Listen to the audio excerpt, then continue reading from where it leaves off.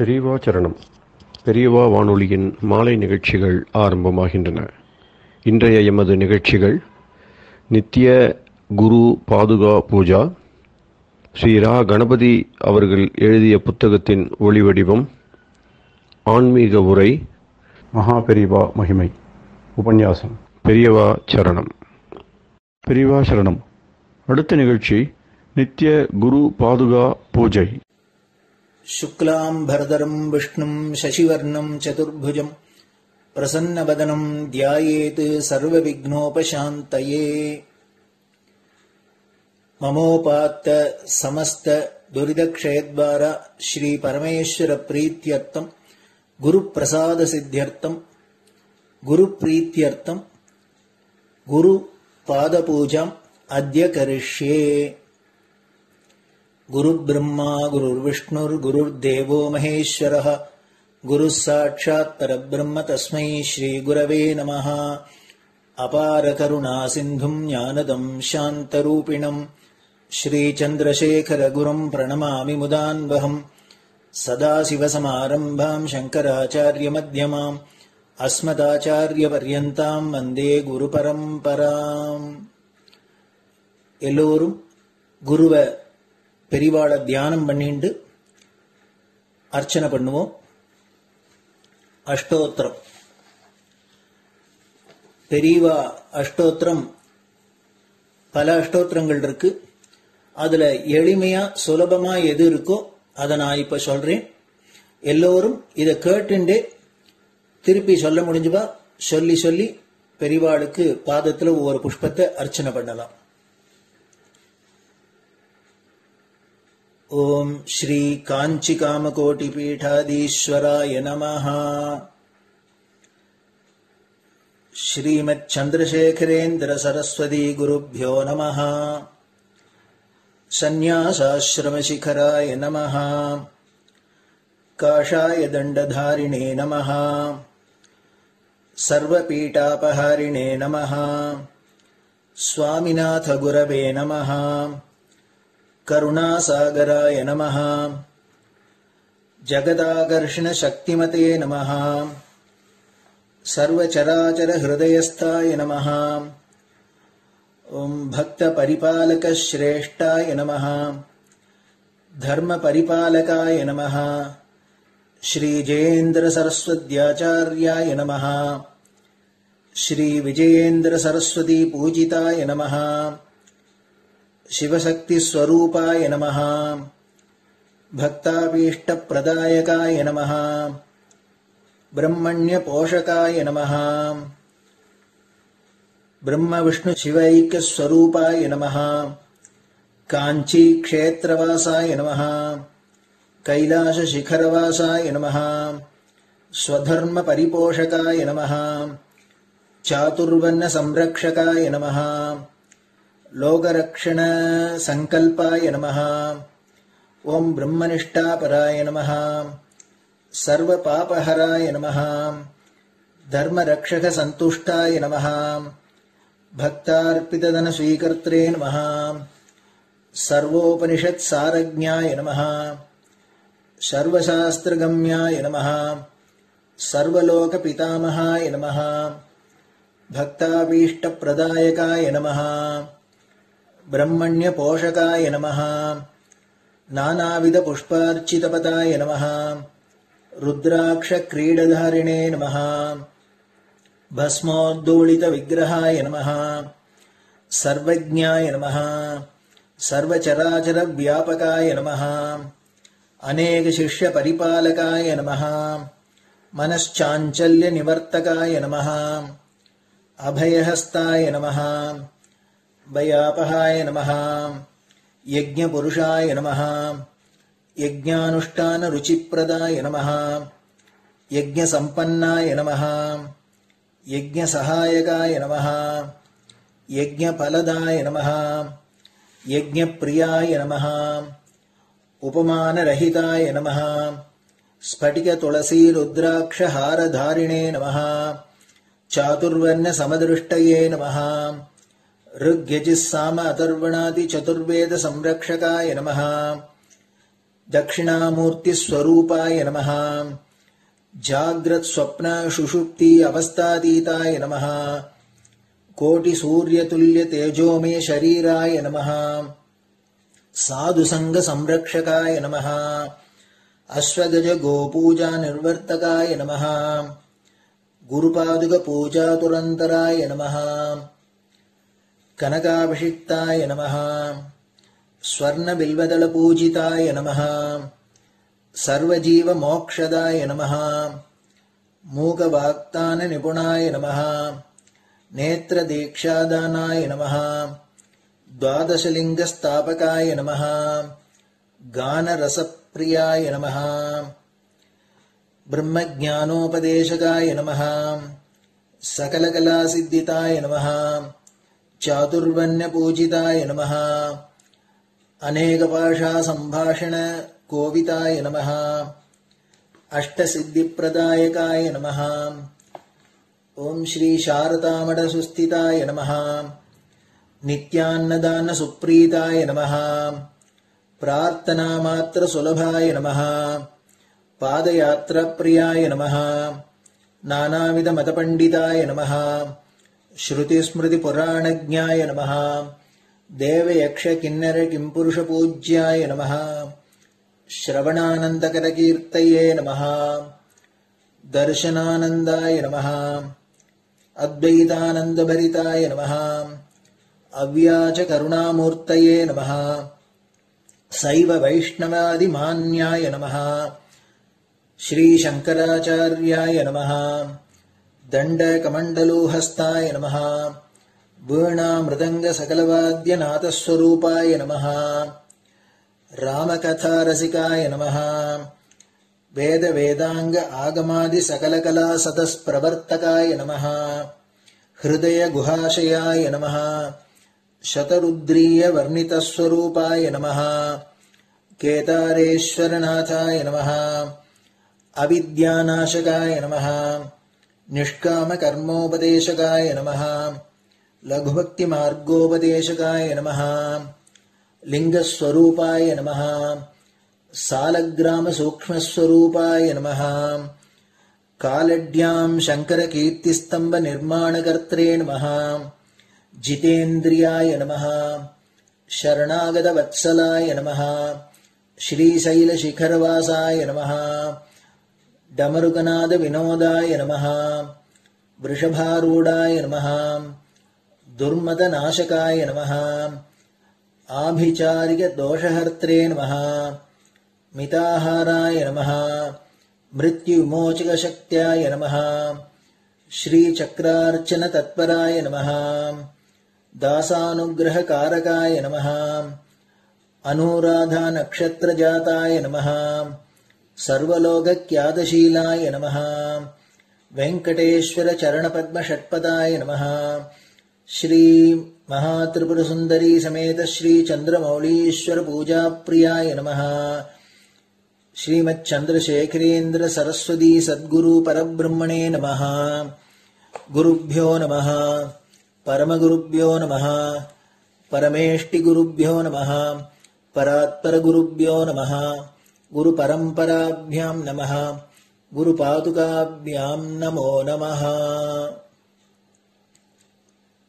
அடுத்தது ஊதுபத்தி இருந்தா அதை காமிச்சு தூபம், நெய் தீபம் இருந்தா காமிச்சு அதை நெய் தீபம் தீபம் காமிச்சுட்டு நைவேத்தியம் நைவேத்தியம் வெத்தலைப்பாக்கு பழம் இதுலேருந்து ஆரம்பிச்சு அவளுக்கு எது சௌரியமோ அதுபடி நைவேத்தியம் பண்ணலாம். அதுக்கு அடுத்தது கற்பூர ஹாரத்தி பண்ணி எல்லோரும் பிரதட்சிண நமஸ்காரம் பண்ணி பெரியவாள்கிட்ட பிரார்த்தனை பண்ணிண்டு எல்லோரும் க்ஷேமமா இருக்கணும், லோகம் பரம மங்களமா சௌக்கியமா இருக்கணும், எல்லோரும் வியாதி வெக்க இல்லாத ஆயுராரோக்கிய ஐஸ்வர்யத்தோட சாந்தம் அமைதியோட ஞான வைராக்கியத்தோட எல்லோரும் நல்லவர்களாயிருந்து நன்மையை அடையணும்னு பிரார்த்தனை பண்ணி இந்த பூஜையை தினம் செய்யலாம்.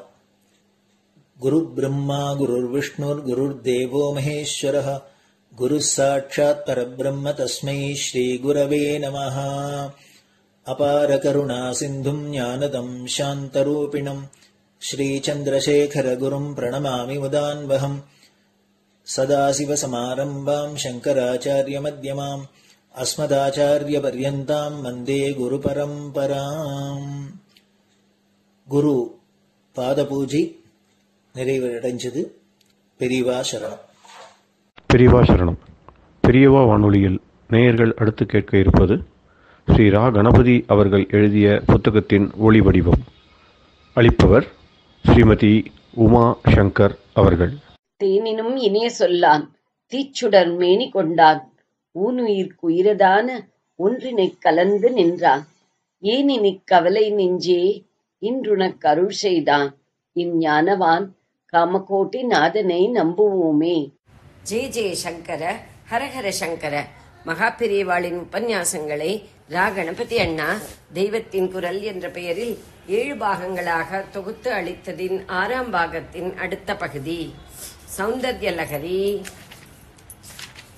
முதல் ஸ்லோகம் சிவ எனத் தொடங்கும் சக்தி துதி. அடுத்த பகுதி தத்வார்த்தமாக சிவன் பவர்லெஸ், சக்தியே பவர்ஃபுல் என்று இருப்பது மட்டுமில்லை. காவிய மரபை எடுத்துக்கொண்டாலும் சிங்கார கேலியில் நாயகி என்கிறவளுக்கே நாயகனுக்கு மேலே ஸ்தானம் கொடுத்து வர்ணிப்பது வழக்கமாயிருக்கிறது. 2 பேருக்கும் நடுவில் மனஸ்தாபம் வந்து தீருகிற போது முடிவில் அவன்தான் அவள் காலில் போய் விழுந்தான் என்று கவிகள் எழுதுகிறது வழக்கம். கீத கோவிந்தத்தில் அப்படித்தான் வருகிறது. பெரிய மனசு பண்ணி என் தலைக்கு அலங்காரமாக அதன் மேலே உன் பாதத்தை வை என்றே கிருஷ்ணர் ராதையிடம் வேண்டிக் கொண்டதாக அதில் இருக்கிறது. இதையே சிவன் அம்பாள் ஊடலிலும் காவியங்களில் புராணங்களில் சொல்லி இருக்கிறது. இந்த சௌந்தர்ய லகரியிலேயே கூட பின்னாடி அப்படி வருகிறது. பாத்தியம் என்று ஒரு உபச்சாரம். ஒரு தேவதைக்கு பூஜை பண்ணும் போது அதை எழுந்தருள பண்ணினவுடன் நம் அகத்திற்கு வந்தவர்களுக்கு காலலம்ப ஜலம் கொடுப்பது போல அந்த தேவதையின் பாதத்தில் ஜலம் விட்டு அலம்பி உபசரிப்பது பாத்தியம். அம்பாளுக்கு இப்படிப்பட்ட பாத்திய தீர்த்தமாக ஈஸ்வரனின் ஜட்டையில் உள்ள கங்கையே இருக்கிறது என்று பின்னாடி ஆச்சாரியாள் சொல்கிறார். ஸ்லோகம் 84. முதலில் ரெஃபர் பண்ணியது 19வது அஷ்டபதி வதசீயதி. என்ன அர்த்தம்? இவள் பாதத்தில் அவர் சிரஸ் இருக்கிறது என்றுதானே. அப்போதுதானே அவருடைய சிரசில் உள்ள கங்கை இவளுடைய பாத தீர்த்தமாக முடியும். இன்னொரு ஸ்லோகத்தில் இன்னும் வியக்தமாகவே வெளிப்படையாகவே சொல்கிறார். கவி மரபு என்னவென்றால், தன் காலில் நாயகன் விழுந்தால் கூட உடனே நாயகி ஐயோ பதி இப்படி பண்ணுகிறாரே என்று வாரிச் சுருட்டி கொண்டு அவளோடு ஸ்நேகமாய்விட்டாள் என்று சொல்ல மாட்டார்கள். நமக்கு கேட்கவே என்னவோ போலத்தான் இருக்கும். ஆனாலும் காவியம் என்று வரும்போது சிங்காரத்துக்கு ஏற்றம் கொடுக்க வேண்டும் என்ற அபிப்பிராயத்தில் என்ன சொல்வார்கள் என்றால், அவன் அவள் காலில் விழுந்தான். அப்பவும் அவள் கோபம் அல்லது பொய்க்கோபம் தணியாமல் அல்லது தணியாத மாதிரி அவன் தலையை காலால் உதைத்தாள். அதற்கும் அவன் ஐயோ உன் காலை வலிக்கப் போகிறதே என்றுதான் அழுதான். அப்புறம்தான் அவள் சமாதானமானாள் என்று வர்ணிப்பார்கள். கவிதா லட்சணங்கள் பூர்ணமாக இருக்கும்படியான ஒரு ஸ்துதியாக இது சௌந்தர்ய லகரி ஆச்சாரியாள் வாக்கில் வரவேண்டுமென்று திவ்ய சங்கல்பம் இருந்ததால் இந்த சமாச்சாரத்தை கூட அவர் அம்பாள் ஈஸ்வரனை சம்பந்தப்படுத்தி சொல்லி இருக்கிறார். ஸ்லோகங்கள் 85, 86 ஆகிய 2லுமே இந்த சமாச்சாரம் உள்ளது. ஜகத்குரு என்ற கடமைப்படி அவர் லோகம் முழுவதற்கும் முதலில் முக்கியமாக சொல்ல வேண்டியது தர்மசாஸ்திர ஒழுக்கங்களைத்தான் என்று வைத்துக் கொண்டிருந்தார். அப்புறம் பக்குவம் பார்த்து பக்தி காவியம், அதற்கும் அப்புறம்தான் தத்துவம் ஞானம் என்றெல்லாம் சொல்ல வேண்டியது என்று வைத்துக் கொண்டிருந்தார். அப்படிப்பட்டவர் அம்பாள் பிரேரணையில் இப்போது இந்த ஸ்தோத்திரம் பண்ணும்படி ஆன போது ஒரு பக்கம் சாக்த தத்துவ சாஸ்திரத்தின்படி பதியான பரமசிவனுக்கு மேலே பத்னியான அம்பாளுக்கு மகிமை சொல்ல வேண்டியதாயிற்று. இன்னொரு பக்கம் கவிமரபின்படி அவள் நாயகி, அவர் நாயகன் என்று வைத்து இங்கேயும் பதிக்கு மேலே பத்னியை உயர்த்தி காட்ட வேண்டி வந்துவிட்டது. என்னடா இது, அத்தனை தர்மசாஸ்திரங்களும் கல்லானாலும் கணவன் என்றுதான் ஒரு ஸ்திரீ அவனிடம் பவ்யமாக இருக்கணும் என்று சொன்னால், தர்மபீட்டத்தில் ஆச்சாரியராக இருக்கிற நாம் இதற்கு வித்தியாசமாக அம்பாள் இருப்பதை சொல்லி எல்லா ஸ்திரீகளும் அதுதான் தங்களுக்கும் எக்ஸாம்பிள் என்று எடுத்துக்கொண்டு விட்டால் என்ன ஆவது என்று ஆச்சாரியாள் பார்த்தார். அதனால்தான் இதற்கு காம்பன்சேட் பண்ணுகிற மாதிரி எடுத்த எடுப்பில் பதி சிவன் பெயரை போட்டு அப்புறமே அவள் பெயரை போடுவோம், இவள் சேர்ந்தால்தான் அவனுக்கு பெருமை என்று உள்ளே சொன்னாலும் அவளுக்கும் முந்தி அவன் பெயருக்கு முதலிடம் கொடுத்து போட்டாலே அவனை அனுசரித்து பின்தொடர்ந்து போவதுதான் அவளுக்கும் பெருமை என்று ஸ்திரீ சமூகத்துக்கு தெரியப்படுத்தி விடுவோம் என்கிற உத்தேசத்திலேயே சிவசக்தியா என்று ஆரம்பித்ததாக தோன்றுகிறது. அப்புறமும் ஸ்தோத்திரத்திற்குள் அம்பாள் தர்மசாஸ்திரப்படியான பரம பாதிவிரத்தியத்தை அனுஷ்டிப்பவள் என்று நன்றாகவே உடைத்து காட்டியும் சில ஸ்லோகங்கள் பண்ணியிருக்கிறார். ராஜராஜேஸ்வரியாக சமஸ்த தேவர்களும் நமஸ்காரம் பண்ண கொலுவிருக்கும் அம்பாள் ஈஸ்வரன் வருகிறார் என்றால் உடனே ஒரே மரியாதையாக, ஒரே பரபரப்பாக, பிரியமாக எழுந்திருந்து ஓடிப்போய் வரவேற்பாள். அப்போது வழியிலே அவளுக்கு நமஸ்காரம் பண்ணிக் கொண்டிருக்கும் தேவர்களின் கிரீட்டத்தில் அவள் இடறிக்கொண்டு விடப் போகிறாளே என்பது சகிகள் எச்சரிக்கை பண்ணிக்கொண்டே இருப்பார்கள் என்று ஒரு இடத்தில் சொல்கிறார். ஸ்லோகம் 29. இன்னொரு இடத்தில் ஸ்லோகம் 64 பதியின் குணகணங்களை பற்றி ஓயாமல் பேசி பேசி உன் நாக்கு செம்பருத்தி பூவாக சிவந்து விட்டது என்கிறார். இன்னொரு ஸ்லோகத்தில் 66 பரமேஸ்வரனின் விதவிதமான லீலைகளை சரஸ்வதி வீணாகானம் செய்வதை கேட்டு கேட்டே அம்பாள் சந்தோஷப்படுகிறாள் என்கிறார். பதிக்கு நமஸ்காரம் பண்ணித்தான் அவளுடைய முழங்கால் கெட்டிப்பட்டு போயிற்று என்று ஒரு இடத்தில் சொல்கிறார். ஸ்லோகம் 82. கடைசி ஸ்லோகங்களில் ஒன்றில் 96 சதீனாம் அஷரமே என்றே அவளை பெருமைப்படுத்தி கூப்பிடுகிறார். பதிவிரதைகளில் நம்பர் 1 என்று அர்த்தம். சாஸ்திரத்திற்கு விரோதமாக ஒன்றை ஜனசமூகம் ஐடியலாக நினைக்கும்படி பண்ணிவிடக் கூடாதென்றே பதி ஈஸ்வரன் பெயரை சொல்லி ஆரம்பித்திருக்கிறார். அன்னையும் பிதாவும் வேதத்திலேயே மாத்ருதேவோவுக்கு அப்புறம்தான் பித்ருதேவோ என்றே இருந்தாலும் கூட உள்ளே ஸ்தோத்திரத்தில் ஈஸ்வரனுக்கு மேலே அம்பாள் என்று நிறைய காட்ட வேண்டியிருப்பதால் காம்பன்சேஷனாக எடுத்தவுடன் சிவநாமாவை போட்டு அப்புறம் சக்தியை சொன்னார் போல இருக்கிறது. சக்தியோடு சேர்ந்தால்தான் சிவனுக்கு பெருமை என்று இந்த ஸ்லோக தாத்பரியம். ஆனால் வார்த்தையை போட்டிருக்கும் விதத்தாலேயே அவனோடு சேர்ந்திருந்தால்தான் அவளுக்கு பெருமை என்று தெரிவிப்பதாக முதலில் அவன் பேர் அப்புறமே அவள் பேர் என்று வைத்திருக்கிறார். முதலில் சிவ, அப்புறம் சக்தியா.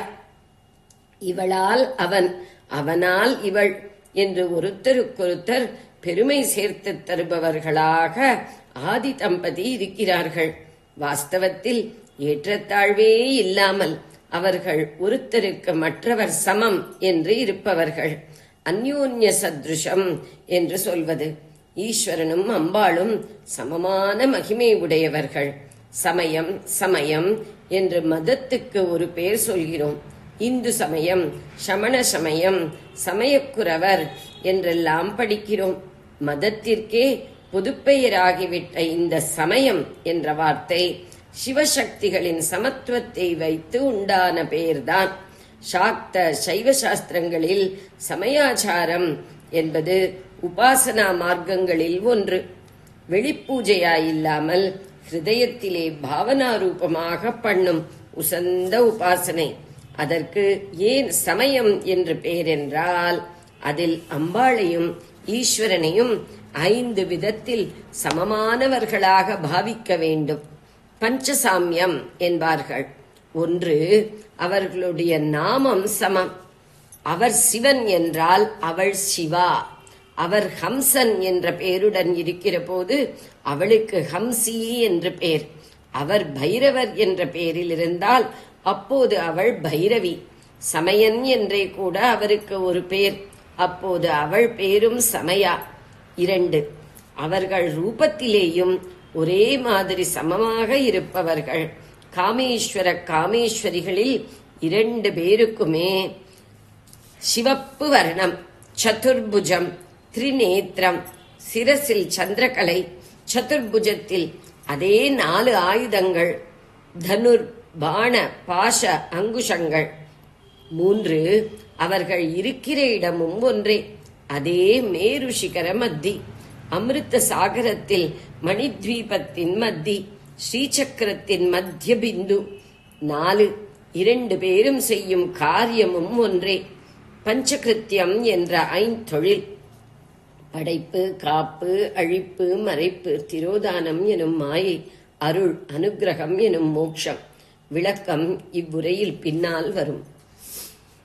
5, அவர்களால் லோகம் பெறுகிற அனுக்கிரகங்களும் ஒன்றாகவே இருக்கின்றன. இப்படியெல்லாம் சமத்துவம் சொல்கிறது ஒரு பக்கம். நம் மனசின் ஆழத்தில் அந்த அபிப்பிராயம்தான் இருக்க வேண்டும். ஜீவகோட்டிகளை பார்க்கும்போது கூட சமபாவம்தான் இருக்க வேண்டும் என்கிற போது தெய்வங்களுக்குள்ளே உசத்தி தாழ்த்தி சொல்லப்படாதுதான். அதிலும் தம்பதியாக நமக்கு தாயும் தந்தையுமாக இருக்கிறவர்களிடம் வித்தியாசம் பண்ணுவது சரியே இல்லைதான்.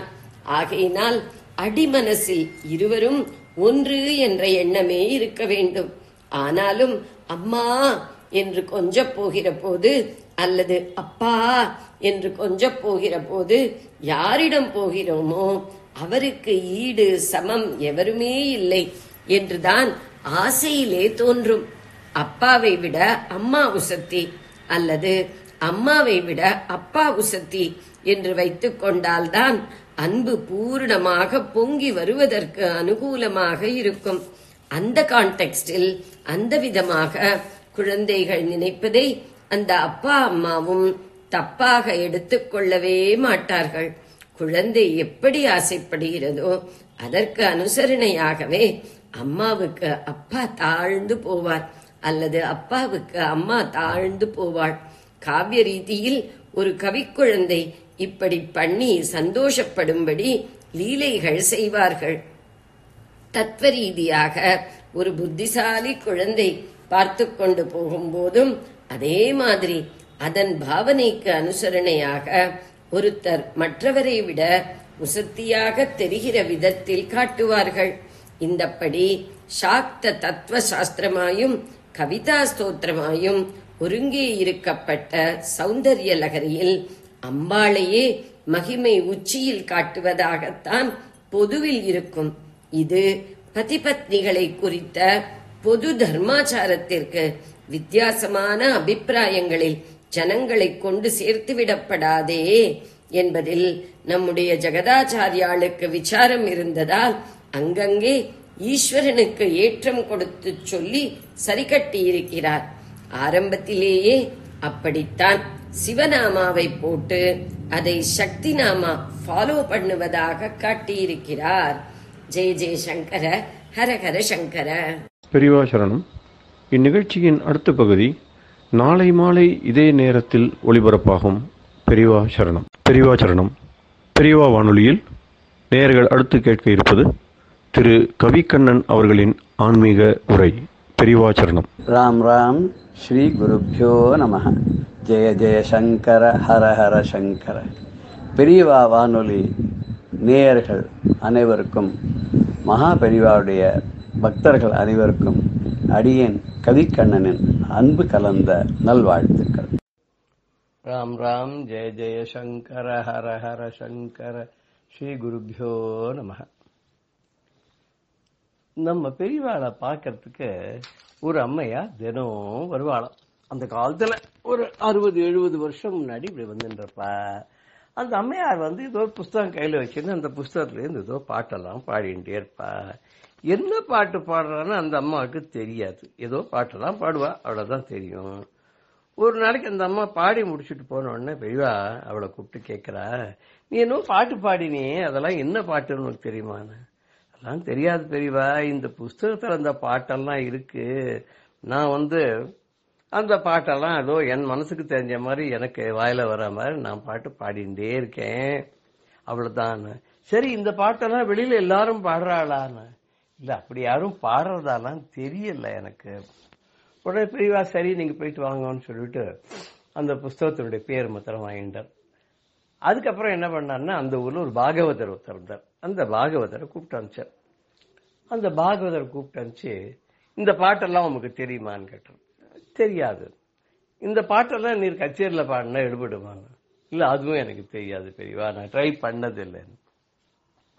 உடனே பெரியவா என்ன பண்ணா, அந்த புஸ்தகம் வேற ஒண்ணுமே இல்லை, திருப்பாவையும் திருவெம்பாவையும் தான். இந்த திருப்பாவை திருவெம்பாவையோட மகிமே தெரியாத மக்கள்லாம் இப்படி இருக்காளே. இது ஒரு நாட்டுல இந்தோனேஷியால இருக்கு, கம்போடியால இருக்கு, எல்லா இடத்துல இருக்கு.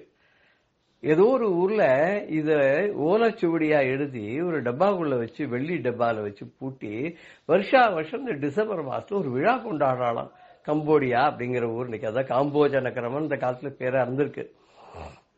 அங்க அவ என்ன சொல்வாளா, அது என்னதுன்னு கேட்டா அந்த விழாக்கு பேர் ட்ரிபாய் ட்ரிம்பாய்னு பேரும். ட்ரிபாய் ட்ரிம்பாய் அப்படின்னு என்னன்னா திருப்பாவை திருவெம்பாவை தான் தெரிஞ்சு. அப்படி ட்ரிபாய் ட்ரிம்பாய்னு அவெல்லாம் மோளம் கூட்டிண்டு அதை சுத்தி வர நின்றுண்டு ஆடிண்டு பாடிண்டு அது அப்படி. ஆனா அது உள்ள என்ன இருக்குன்னு தெரியாது, ஆனா அவ பண்ணிட்டு இருக்கானா. இப்ப ஏற்பட்ட மகிமை வாய்ந்த திருப்பாவை திருவெம்பாவைய நம்ம இப்படி கைவிட்டுடலாமா அப்படின்னு சொல்லிட்டு பெரியவா என்ன பண்ணா, ஒரு திருப்பாவை திருவெம்பாவை மாநாடு ஒண்ணு நடக்கிறேன். மாநாடு நடத்தி அந்த புஸ்தகங்களை, திருப்பாவை திருவெம்பாவை புஸ்தகங்களை யானை மேல வச்சு ஊர்வலமா ஆயிடுச்சுன்னு மடத்துல ஒருத்தர் பாட்டு தெரிஞ்சவாளை கூப்பிட்டு அந்த பாட்டெல்லாம் பாட சொல்லி, அதுக்கப்புறம் அரிக்குடி ராமானுஜங்கார வரவழைச்சு அவரோட அளவலாவி இந்த பாடல்கள்லாம் இசை அமைக்க சொன்னார். அவரும் பெரியவா சொன்னா கேட்காத இருப்பாரோ, உடனே அந்த திருப்பாவை திருவெம்பாவைக்கு அந்த காலத்துல ஒரு மெட்டமைச்சு முதல்ல திருப்பாவைக்கு அந்த டியூனோட பாடினது யாருன்னா எம்எல் வசந்தகுமாரி தான் முதல்ல பாடினா. அப்புறம் அரியக்குடி அவ வகையராஜ், அந்த கேவி நாராயண சுவாமி, அவ எல்லாரும் திருப்பாவை திருவெம்பாவெல்லாம் பாட ஆரம்பிச்சா. கச்சேரியில கேவி நாராயண சுவாமியும் சரி, அரியக்குடி ராமானுஜங்காரும் சரி, ஒரு திருப்பாவை பாடாத கண்டிப்பா இருக்க மாட்டா. இன்னைக்கு அவ வழியில வந்த சிஷ்யா எல்லாம் கூட கச்சேரி பண்ணும்போது திருப்பாவை பாடிட்டு தான் இருப்பா. இப்படி திருப்பாவை மகாநாடே நடத்தி திருப்பாவையும் திருவெம்பாவையும் எல்லா இடத்துலயும் பாட வச்ச பெருமை யார சேரும்னா, கண்டிப்பா இதுக்கு மூல வித்துட்டவர் நம்ம பெரியவா தான் அப்படின்னு சொன்னாக்க கண்டிப்பா அதை மறுக்க முடியாது. இன்னைக்கு மார்கழி மாசம் வந்துடுத்துன்னா எல்லா கோவில்லையும் காத்தால எங்க பார்த்தாலும் திருப்பாவை பாட்டு வைக்கிறா. காத்தால ஒரு கோவில்ல 30 பாட்டு வைக்கிறா. ஒரு பாட்டு பாடுறதுக்கு 3 நிமிஷம் ஆகும், 30 பாட்டுக்கு 90 நிமிஷம், 1.5 மணி நேரம். 4:30 மணிக்கு ஆரம்பிச்சா 6 மணிக்கு முடிஞ்சு போயிடும். அது முடிஞ்ச உடனே பெருமாளுக்கு தீபாரதனை காமிச்சு நிவேதனம் பண்ணி எல்லாருக்கும் பொங்கல் கொடுக்கறா இல்லையா.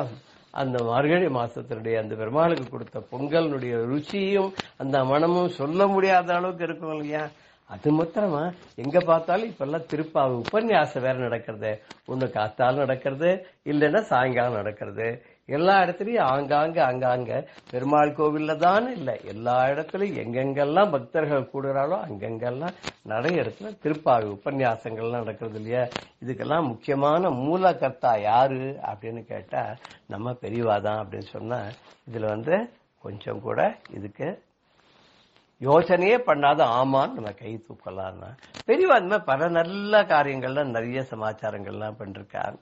ஒரு சமயத்துல பெரியவா என்ன பண்ணிட்டு இருக்கா, 1958 வாக்குல சென்னையில மாம்பலத்துல முகாமிட்டு இருக்கா. முகாம் விட்டுருக்காருன்னா காத்தால வழக்கம் போல பார்த்தா காத்தால கோ பூஜை, கஜ பூஜை இதெல்லாம் நடக்கும். நிர்மால்ய தரிசனம் இருக்கும். பெரியவா எழுந்தோன்னு சுப்ரபாத தரிசனம் இருக்கும். அதுக்கப்புறம் பெரியவா ஸ்நானங்கள்லாம் பண்ணிட்டு பூஜை எல்லாம் பண்ணுவா. பூஜை எல்லாம் முடிஞ்ச உடனே பிக்ஷாவந்தனம் ஆகும். அதுக்கப்புறம் கொஞ்ச நாள் வித்வான்களோட பேசிட்டு இருப்பா. அப்புறம் 3 வாணி வாக்குல கிளம்பி இப்படி நிறைய நகர்வலம் மாதிரி கிளம்புவா. முக்கியஸ்தர்கள் எல்லாம் அப்படியே அங்கங்க அப்படியே வாசல்லையே நின்று எல்லாருக்கும் தரிசனம் கொடுப்பா, பாப்பா. எல்லாத்தையும் முடிஞ்ச உடனே சாயங்காலத்தை திரும்பி வருவா. வந்துட்டு சாயங்காலம் ஸ்நானம் பண்ணி பூஜை பண்ணி தீபார்த்தனெல்லாம் முடிஞ்சு எல்லாம் நடக்கும். நடுவில் காத்தால பிக்ஷாவந்தனம் வேற உண்டு. பிக்ஷாவந்தனம் முடிஞ்சுதான் கொஞ்ச நாள் வித்வான்களோட பேசிட்டு அப்புறம் தான் வெளியில கிளம்புவோம். இது ரொட்டீனா நடந்துட்டே இருக்கும். இதுக்கு நடுவில் சாயங்காலம் ராத்திரி பூஜை முடிஞ்ச அப்புறமோ இல்ல மத்தியானத்தை கூட சில வீட்டுல பெரிய பிரமுகர்கள் வித்வான்கள்னு வந்துட்டா அவளோட அளவலாறுது சர்ச்சை, விவாதம், பிரதிவாதம் இதெல்லாம் நிறைய டைம் அப்படியே ரொம்ப பிரமாதமா போயிட்டு இருக்கும். பெரியவா சில வீட்டுல சாயங்காலத்துல உபன்யாசங்களும் பண்றது உண்டு. சம்ஸ்கிருத காலேஜ்ல தங்கியிருந்த போது உபன்யாசம் பண்ணிருக்கா. மாம்பத்துல கல்யாண பாகல தங்கியிருந்த போது உபன்யாசங்கள்லாம் பண்ணிருக்கா. இதெல்லாம் 58 வாக்குல 1958 அப்படின்னு சொல்லணும். ஒரு சமயம் அந்த மாதிரி பெரியவா இந்த ரொட்டீன் இது நடந்துட்டு இருக்கும் போது அவர் பார்க்கறதுக்கு நிறைய பேர் வந்திருந்தா. சதஸ்லாம் நடந்தது. அதெல்லாம் முடிஞ்சு ரொம்ப நேரம் ஆயிட்டான்னா ஒரு அம்மா பார்க்கணும்னு காத்துன்னு இருக்கா. ரொம்ப நேரமா மத்தியானத்திலேருந்து காத்துன்னு இருக்கா. பெரியவாளை பார்க்கறதுக்கு கிடைக்கல. பெரியவா வெளியிலேயே வரல. உள்ள ஏதோ சதஸ் நடந்துன்றது, உள்ள ஆராய்ச்சி கூட்டம் நடந்துன்றது.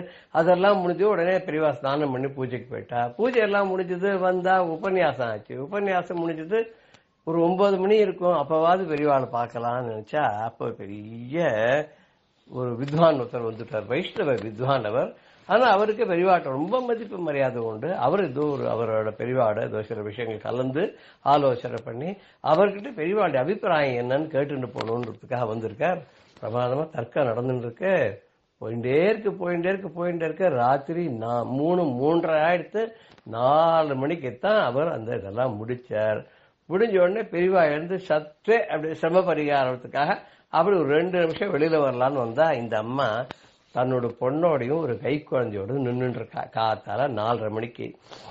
பெரியவா கேக்குறா, யாருமா நீ, எப்ப வந்த, எப்பல இருந்து நிக்கிறேன் இங்க, உனக்கு என்ன வேணும் அப்படின்னு கேக்குறா. அந்த அம்மா சொல்றா, நான் நேத்தி காத்தாலே வந்துட்டேன். காத்தாலே இருந்து நான் காத்துட்டு இருக்கேன். பெரியவா தரிசனம் எனக்கு கிடைக்கவே இல்லை. என் பொண்ணுக்கு குழந்தை பிறந்திருக்கு. அவ வந்திருந்தா இதுக்காக கன்ஃபைன்மெண்ட்டுக்கு வந்திருந்தா. இப்ப போய் அவ ஆத்துக்காரரோட போய் அவ குடுத்தன மடத்துக்கு போகணும். காத்தால ரயில் அவளுக்கு 7:30 மணிக்கு ரயில் அவளை அனுப்பணும் பெங்களூருக்கு. அதுக்குள்ளே பெரியவாட்ட ஆசீர்வாதம் வாங்கிட்டு பெரியவாளுடைய கருணையினால பிறந்த அந்த குழந்தை.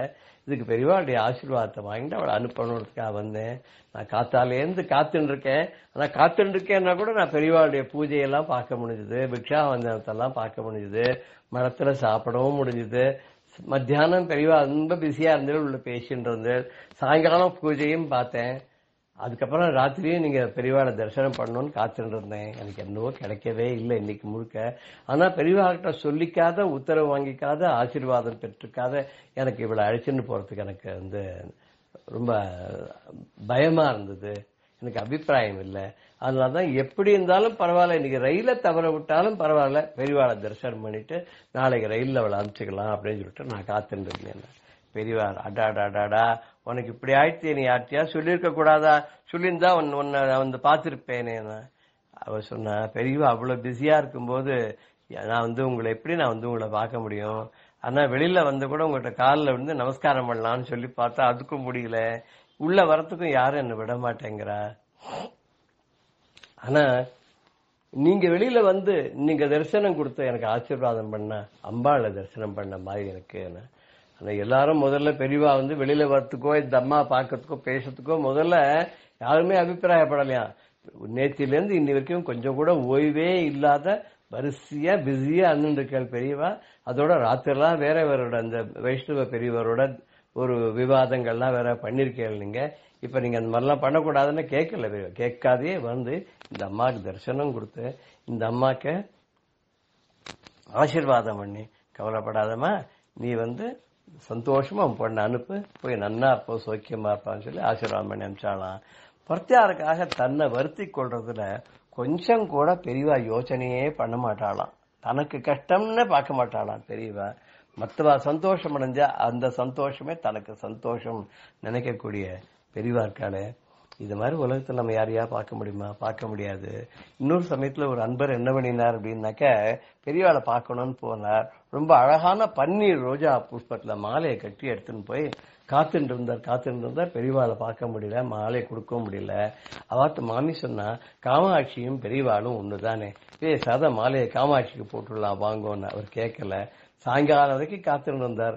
மறுநாளைக்கு கிளம்பி நேரம் வீட்டுக்கு போயிட்டு பூஜை ரூமுக்கு போனார். அங்க பூஜை ரூம்ல இருந்த ஆணியில அந்த மாலையை மாட்டிட்டார்.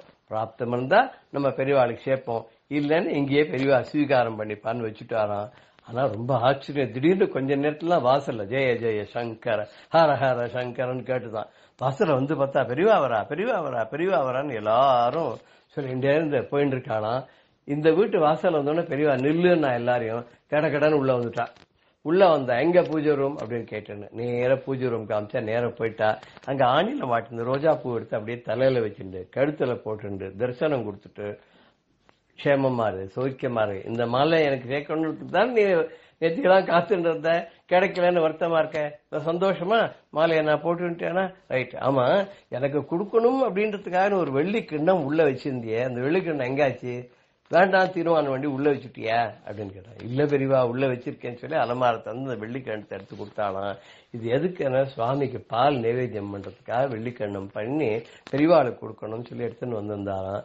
அந்த கிண்ணத்தை பெரியவாளை போய் பார்க்க முடியலையே, அதனால கொண்டு வந்துட்டார். மாலையும் கிண்ணத்தை எடுத்துன்னு வந்துட்டார்.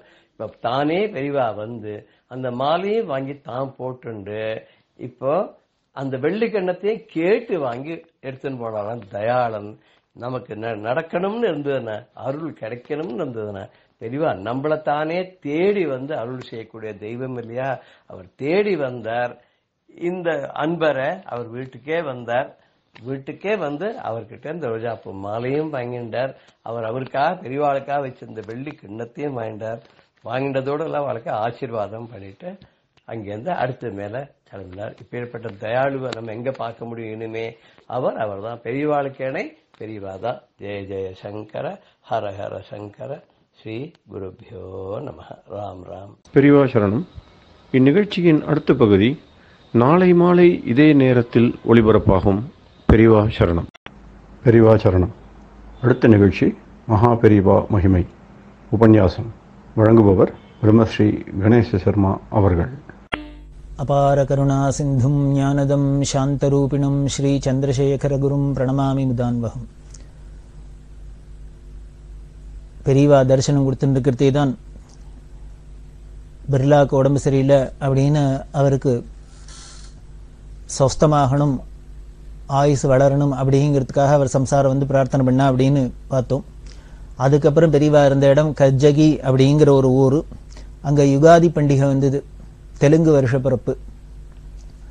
அந்த யுகாதி பண்டிகையில் என்னென்ன எப்பொழுதும் கிரமமாக பண்ணணுமோ அந்த வருஷ பிறப்புக்கு எல்லாம் பண்ணினா, நாம் உடம்பு சரியில்லை அது குணமாகணும் அப்படின்லாம் சொல்கிறோம்.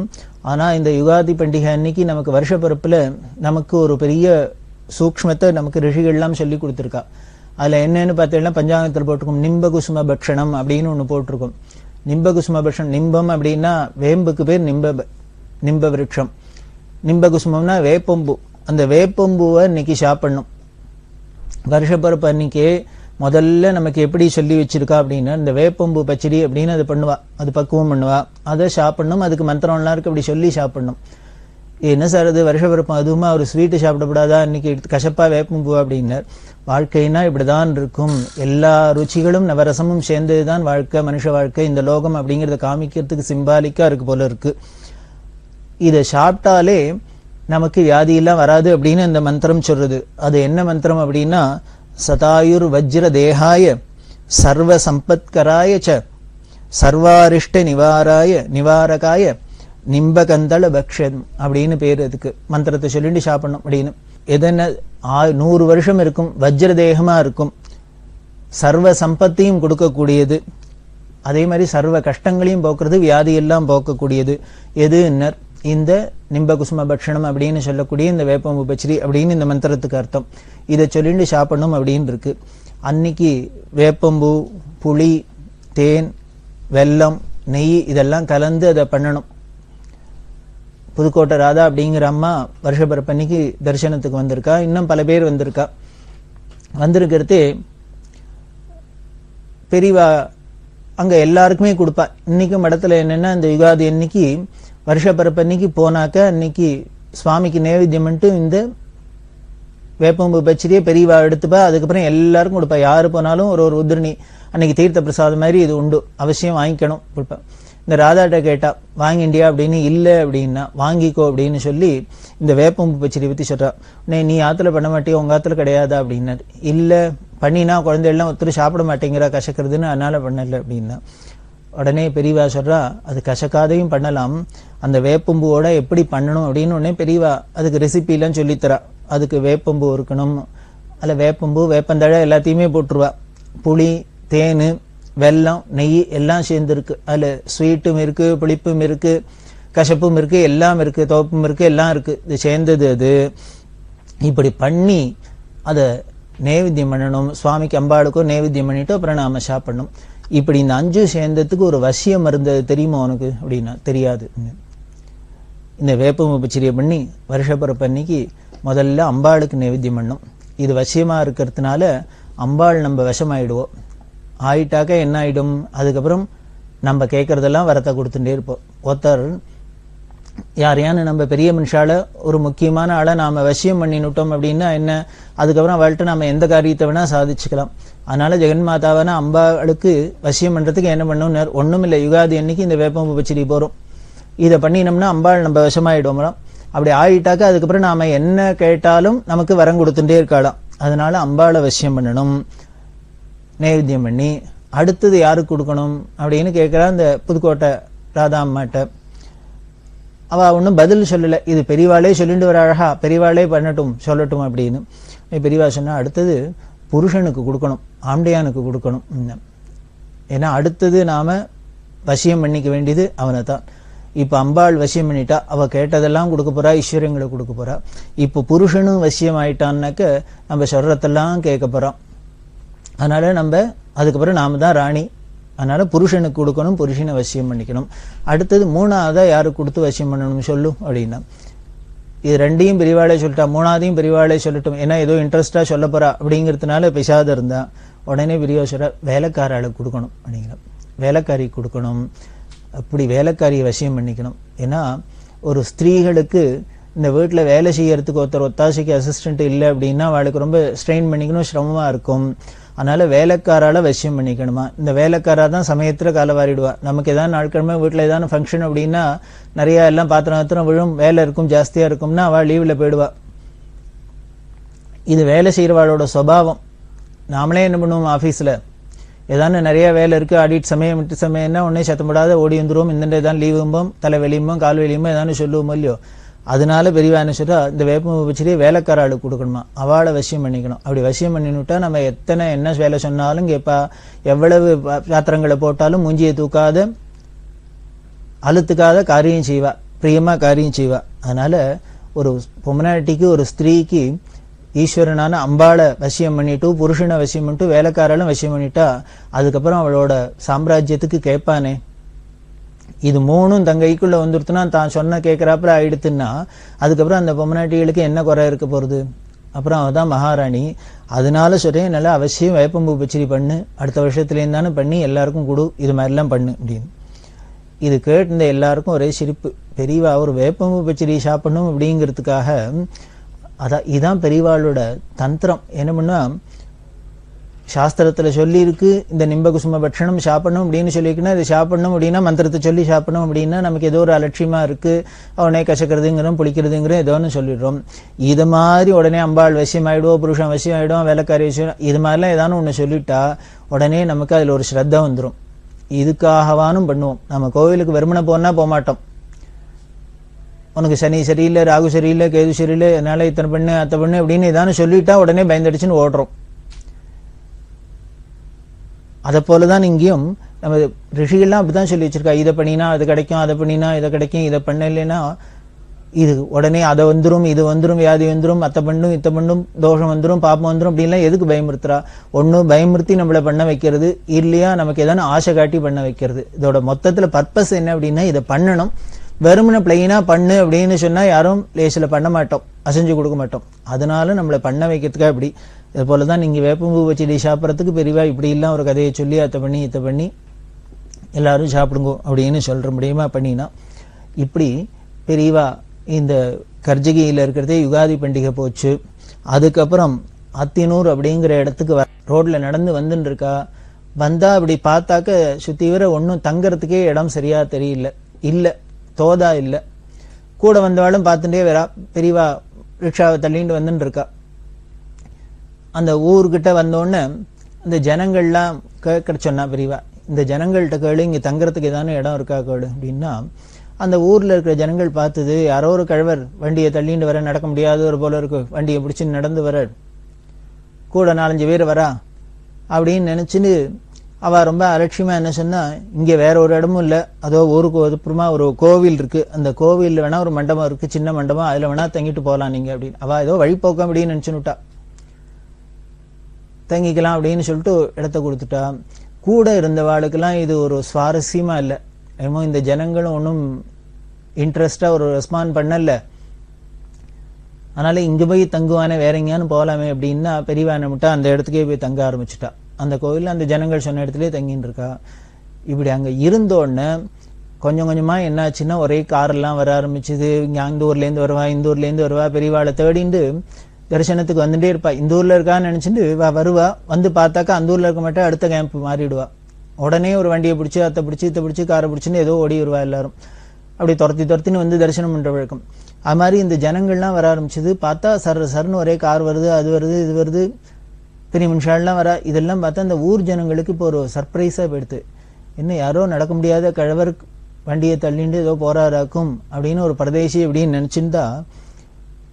அதுக்கப்புறம் தான் பெரியவாளோட பெரியவா யாருன்னு தெரிஞ்சது, பெரியவாளோட பெருமை தெரிஞ்சது, பிரபாவம் தெரிஞ்சது.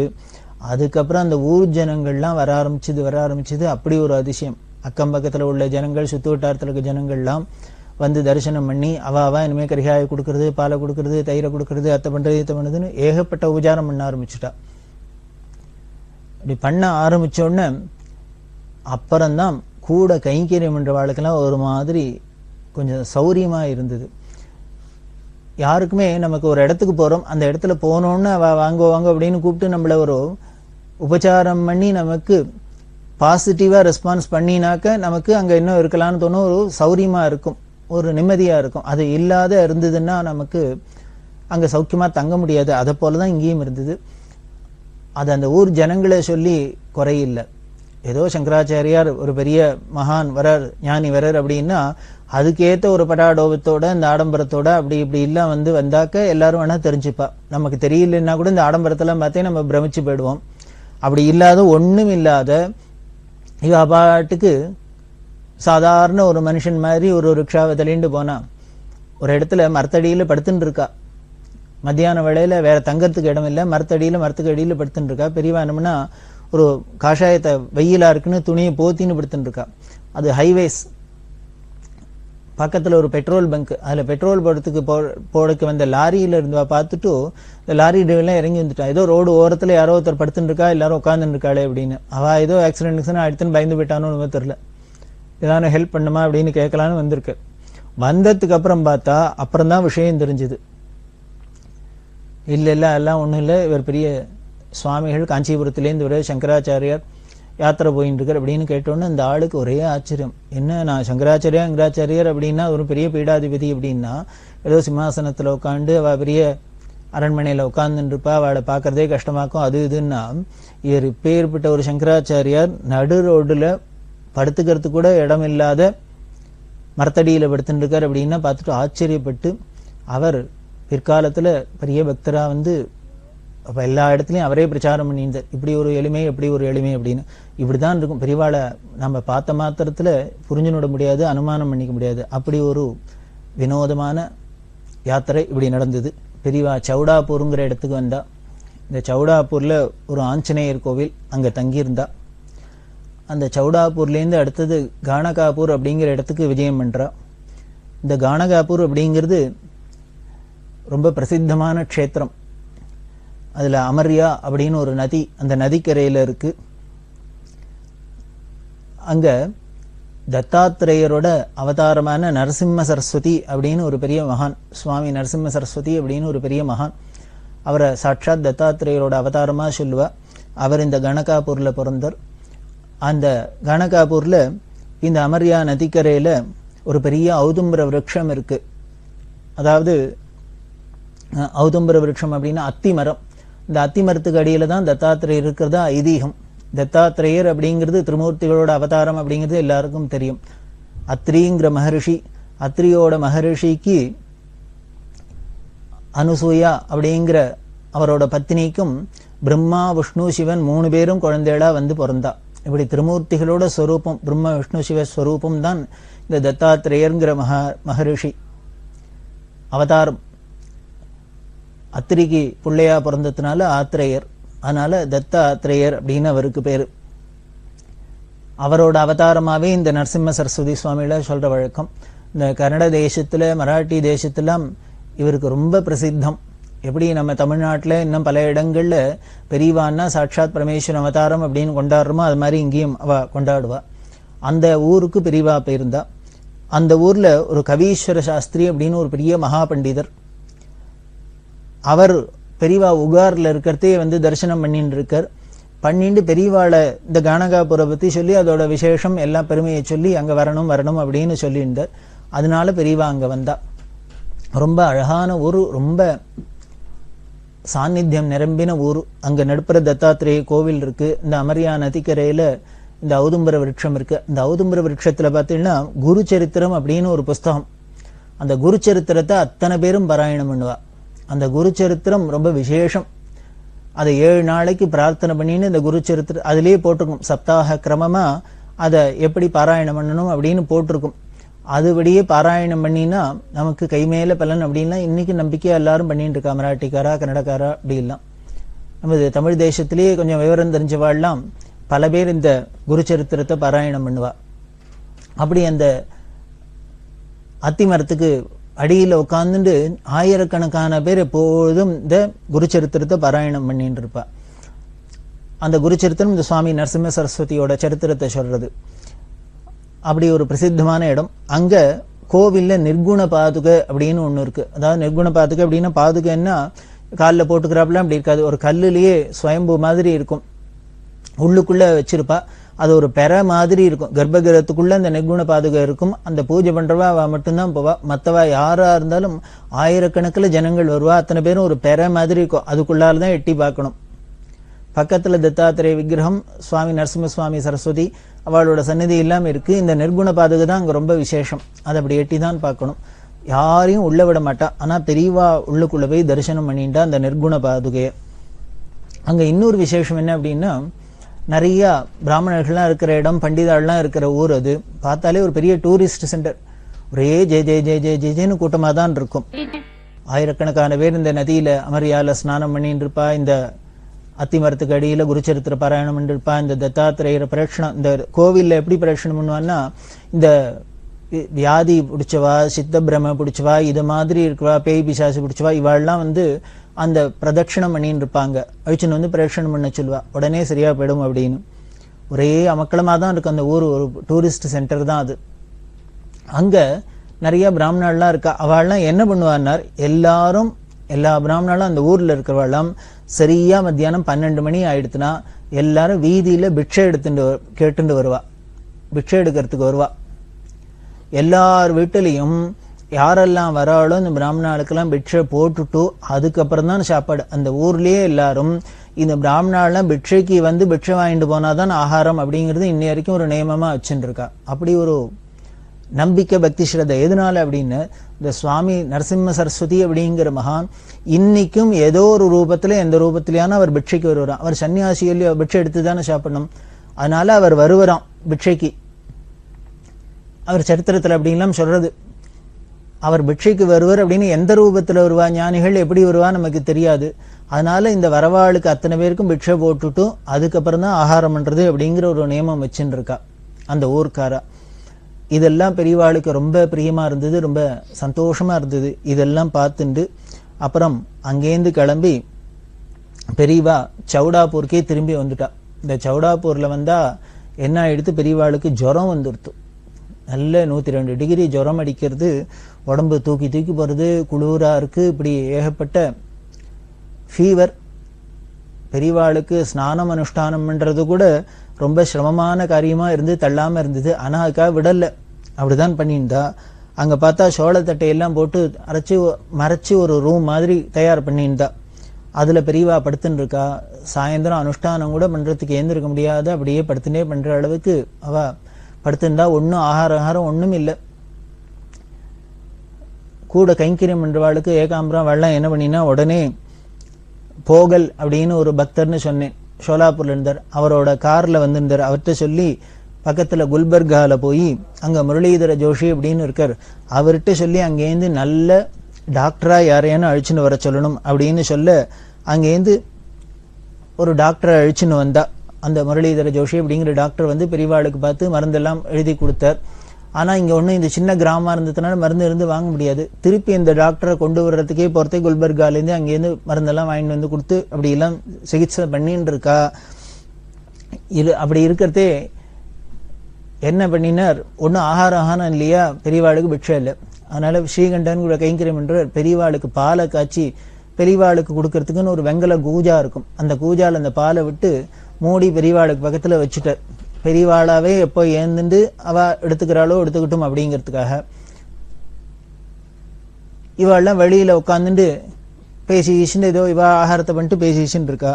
அப்ப திடீர்னு பார்த்தா பெரியவா உள்ள ஒரே சத்தம், என்ன ஏதுன்னு விழுந்தடிச்சுன்னு ஓடி போய் பார்த்தா இந்த பால் கூஜால இந்த மூடியை தள்ளிவிட்டு ஒரு பூனை வந்து தலையை உள்ள விட்டுன்னு பாலை குடிக்கிறதுக்கு இருக்கு. கூஜா வாய் இத்தினூண்டுகா இருக்கும். இந்த கூஜாவுக்குள்ள இது தலையை விட்டு கொடுத்து திருப்பி எடுக்க முடியல.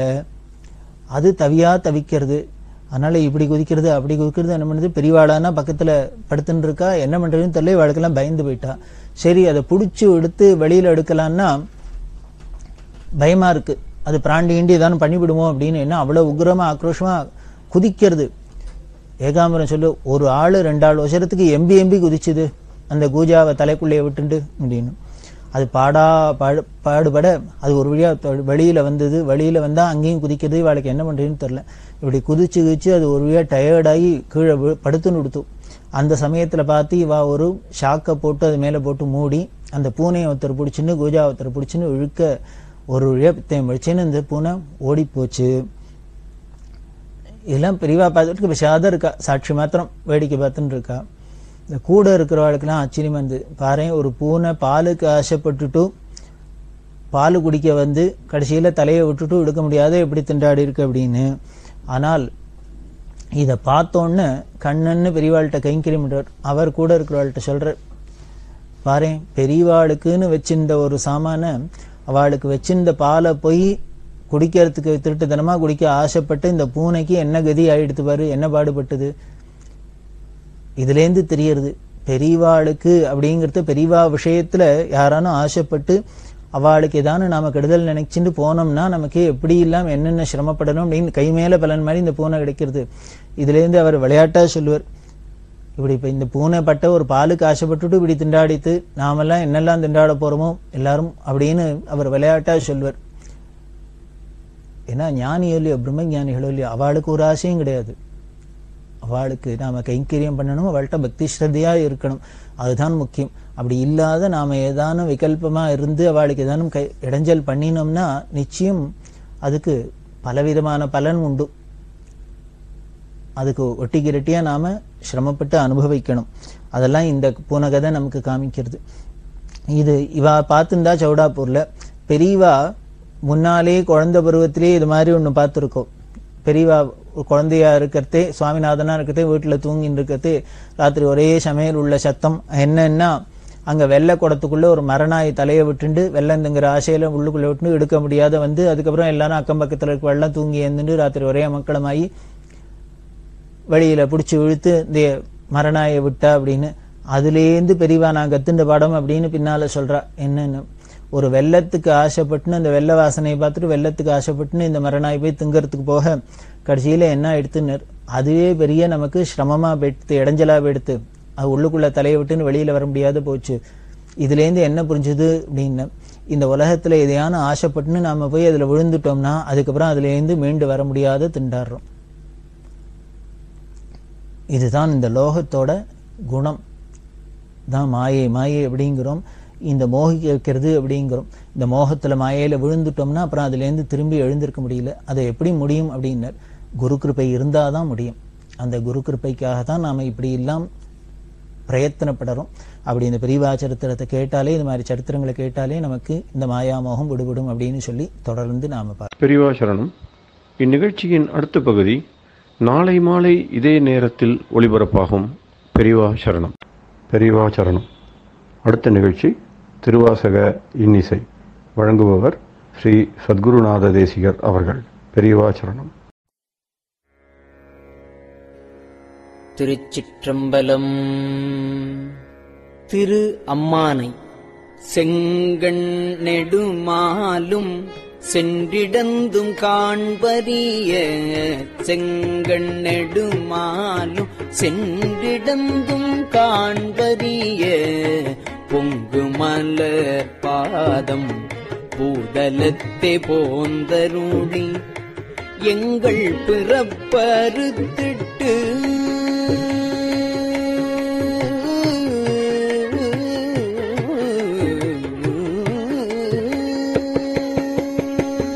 எங்கள் பிறப்பு அறுத்திட்டு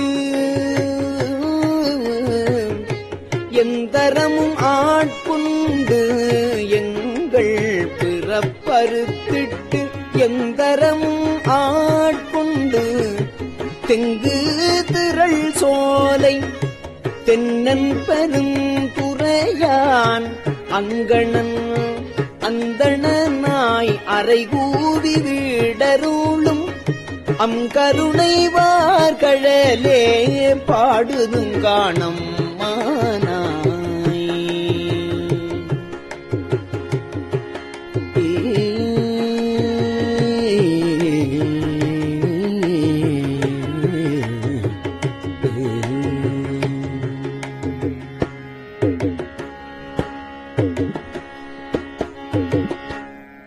பாரார் விசும்புள்ளார் பாதாளத்தார் புறத்தார், பாரார் விசும்புள்ளார் பாதாளத்தார் புறத்தார், ஆராலும் காண்டற்கு அறியான் எமக்களிய, ஆராலும் காண்டற்கு அறியான் எமக்களிய, பேராளன் தென்னன் பெருந்துரையான் பிச்சேற்றி,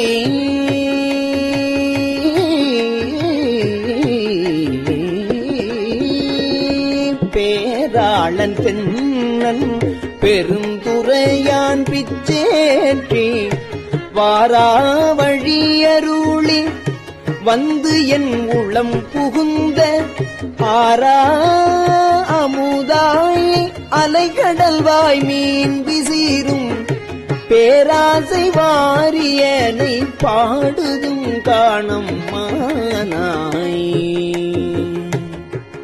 அம்மானாய்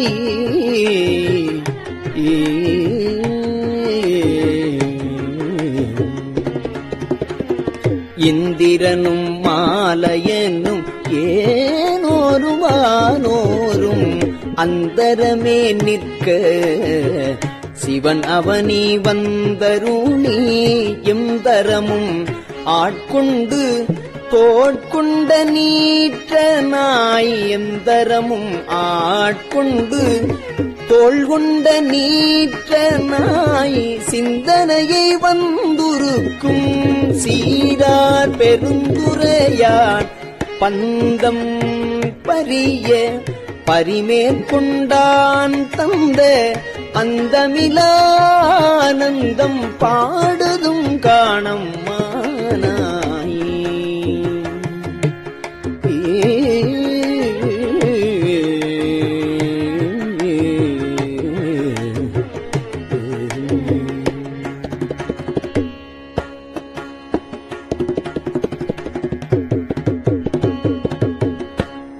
வான்வந்த தேவர்களும் மாலையனோடு இந்திரனும் வான்வந்த தேவர்களும் மால் அயனோடு இந்திரனும் கால் நின்று வற்றியும் புற்றெழுந்தும் காண்பறிய காணின்று வற்றியும் புற்றெழுந்தும் காண்பறிய தான் வந்து நாயேனை தாய்போல் தான் வந்து நாயேனை தாய்போல் தலையளித்திட்டு உண்பந்து ரோமங்கள் உள்ளே உயிப்பெய்து தேன் வந்து அமுதில் தெளிவில் ஒளி வந்த வான் வந்த வார்களே பாடுதும் கான் வான் வந்த வார்களே பாடுதும் கான் அம்மா நாய்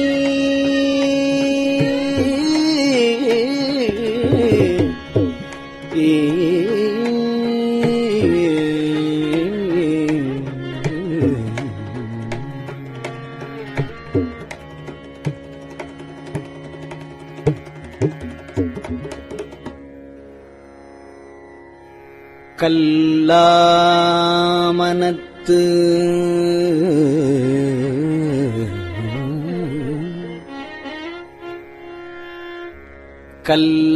கல்லாமனத்து கடைப்பட்ட நாயேனை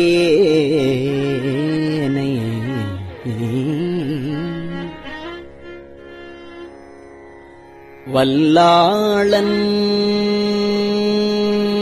தென்னன் பெருந்துறையான்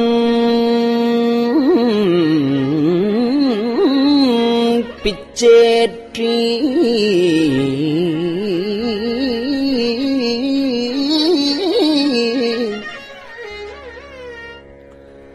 கல்லை பிசைந்து கனியாக்கி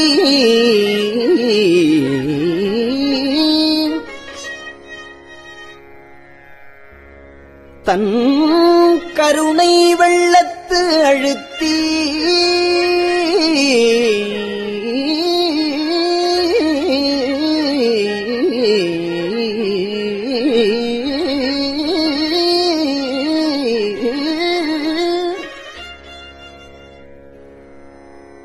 வினை கடிந்த வேதியனை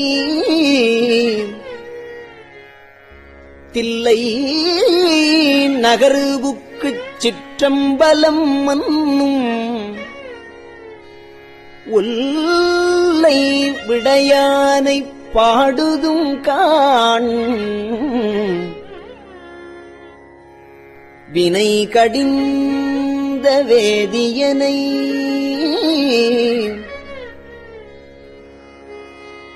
தில்லை நகருவுக்குச் சிற்றம்பலம் மன்னு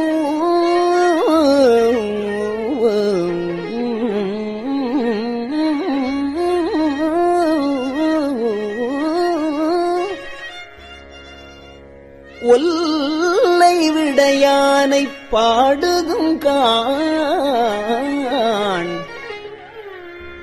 அம்மா நாய்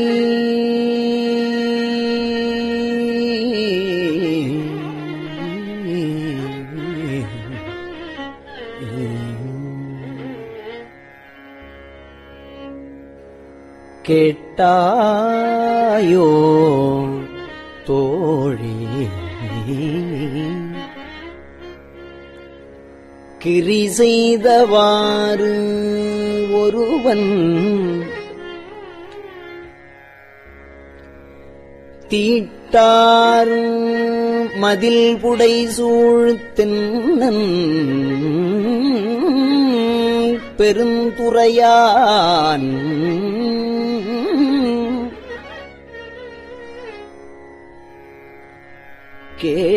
கேட்டாயோ தோழி கிரி செய்தவாறு ஒருவன்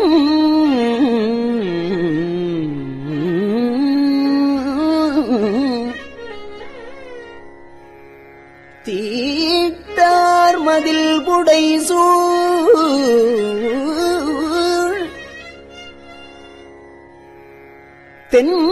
தென்னன் பெருந்துரையான்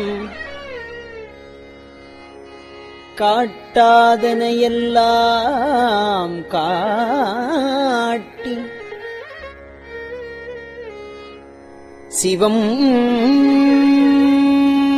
காட்டி தாழ் தாமரை காட்டி தன் கருணைத்தேன் காட்டி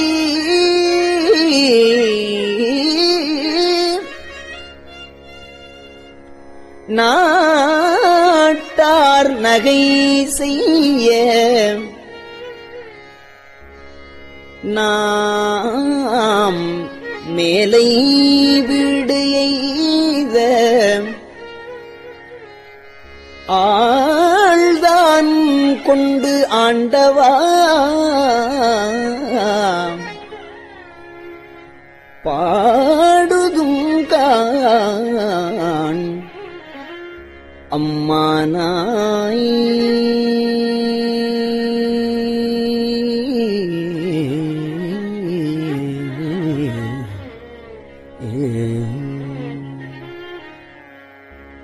ஓயாதே உள்குவார் உள்ளிருக்கும் உள்ளானை சேயானை சேவகனை தென்னன் பெருந்துறையின் மேயானை வேதியனை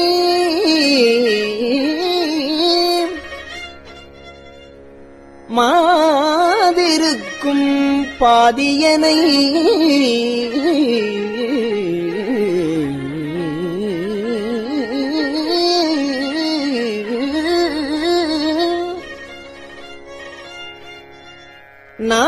நாயான நம் தம்மை ஆட்கொண்ட நாயகனை தாயான தத்துவனை தானே உலகேழும் ஆயானை உலகு ஏழும் ஆயானை ஆழ்வானைப் பாடுதும் காண் அம்மானாய்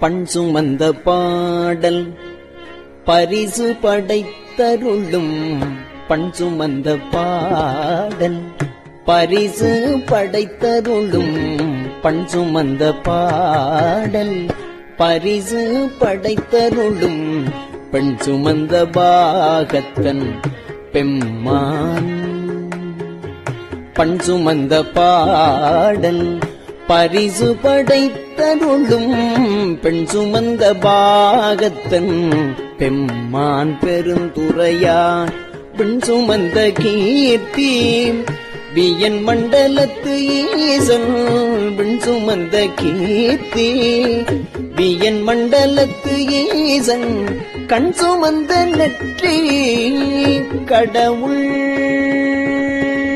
கண் சுமந்த நெற்றி கடவுள் கலிமதுரை மண் சுமந்து கூலி கொண்டு அக்கோவால் முத்துண்டு பொன் சுமந்த பொன்மேனி பாடுதுங்காள் அம்மானாய்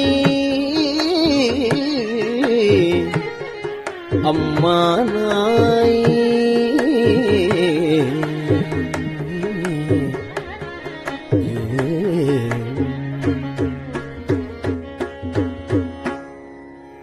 துண்டப்பிறையான் மறையான் பெருந்துரையான் கொண்ட புரிநூலான் கோலமாவூர்தியான் கண்டம் கரியான் செம்மேனியான் வெண்ணீற்றான் அண்ட முதலாயினான் அந்தமிலா ஆனந்தம்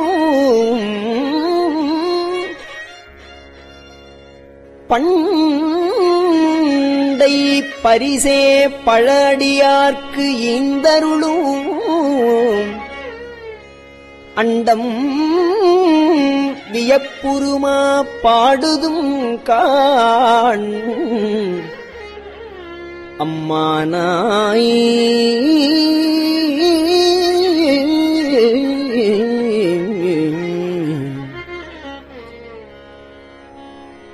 விண்ணாளும் தேவர்க்கு மேலாய வேதியனை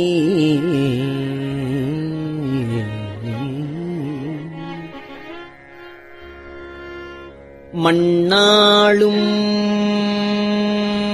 மன்னவர்க்கு மாண்பாகி நின்றானை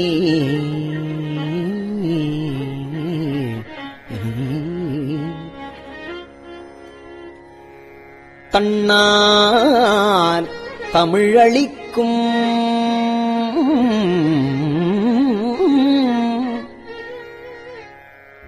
தன் பாண்டி நாட்டானை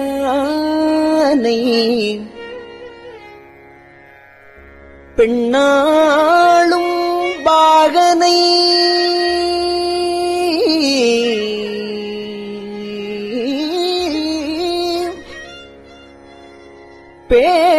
பேணு பெருந்துறையில்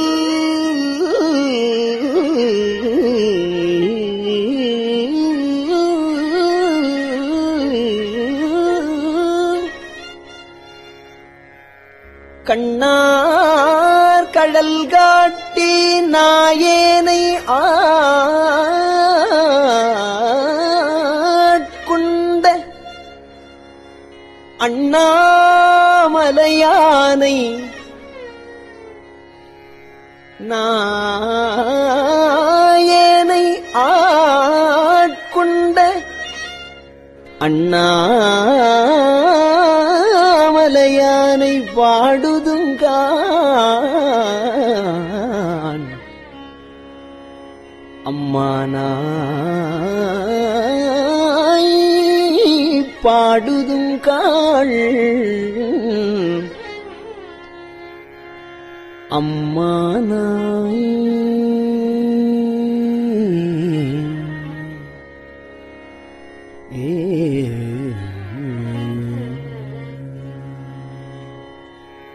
திருச்சிற்றம்பலம். பெரியவா சரணம். இந்நிகழ்ச்சியின் அடுத்த பகுதி நாளை மாலை இதே நேரத்தில் ஒளிபரப்பாகும். பெரியவா சரணம். பெரியவா சரணம். பெரியவா வானொலியின் இன்றைய நிகழ்ச்சிகளின் நிறைவாக திருப்பொன்னூசல் வழங்குபவர் சத்குருநாத தேசிகர் அவர்கள். பெரியவா சரணம். திருச்சிற்றம்பலம். திருப்பொன்னூசல். உன்னற்கரியதிரு உத்தர கோசமங்கை உன்னற்கரியதிரு உத்தர கோசமங்கை மன்னி போலிந்திருந்த மன்னி போலிந்திருந்த மாமரையோன் தன் புகழே பன்னி பணிந்திரஞ்ச பாவங்கள் பற்றறுப்பான் அன்னத்தின் மேலேறி அன்னத்தின் மேலேறி ஆடும் அணி மயில் போல் என்னத்தன் என்னையும் ஆட்கொண்டான் எழில்வாடி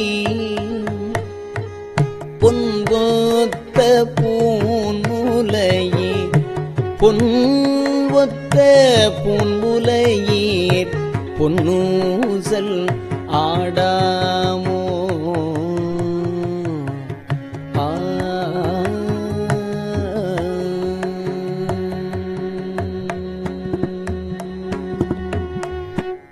திருச்சிற்றம்பலம்.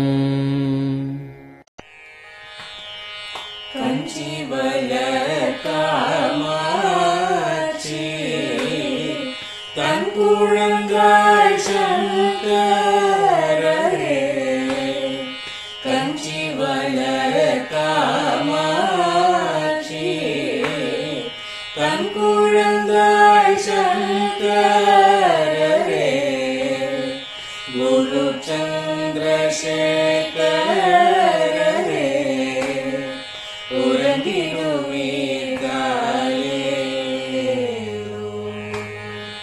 உறங்கிடுவீர்களே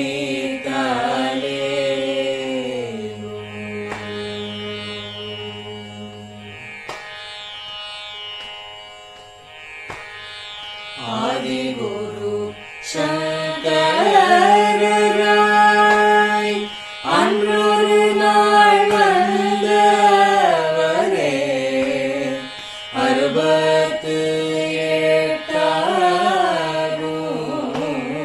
பீட்டபதி ஏழுலகும் பூப்பவரே காப்பவரே கடப்பவரே எல்லோர்க்கும் அருள்பவரே உறங்கிடுவீர்களே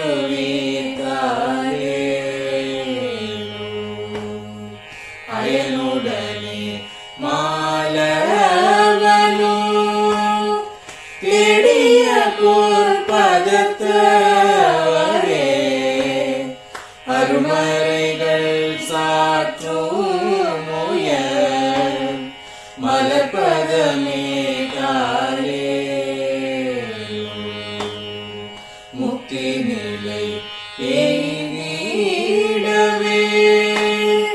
சக்தி தரும் சத்குருவே முக்தி நிலை எய்திடவே சக்தி தரும் சத்குருவே நித்தமெங்கள் நாவீசையில் நித்திரை கொள்தாயே நித்தமெங்கள் நாவீசையில் நித்திரை கொள்தாளே நித்தமெங்கள் நாவீசையில் நித்திரை கொள்தாளே